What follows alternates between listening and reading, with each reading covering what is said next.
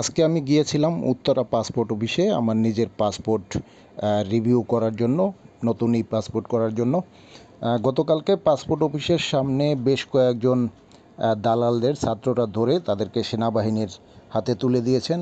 আজকে আমি আপনাদের দেখাই যে দেখেন, পাসপোর্ট অফিসের আশেপাশে কোনো দালাল চক্র, আমরা আজকে অনেক সময় যাবৎ এখানে ঘোরাঘুরি করতেছি, কিন্তু কোনো দালাল চক্র এখানে আমরা দেখতে পাইনি।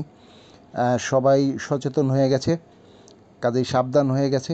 কাজে আপনারা যারা পাসপোর্ট অফিসে যাবেন নিজের পাসপোর্টের জন্য, কোনো দালাল চক্রের কাছে আপনারা যাবেন না। নিজের পাসপোর্ট নিজেই করবেন, কোনো দালালের কাছে মনের ভুলেও যাবেন না।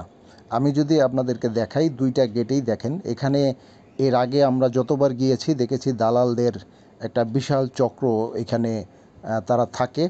প্রত্যেকটা মানুষের কাছ থেকে তারা নানানভাবে ফুসলিয়ে ফাসলিয়ে তাদেরকে এই ফাঁদে ফেলে।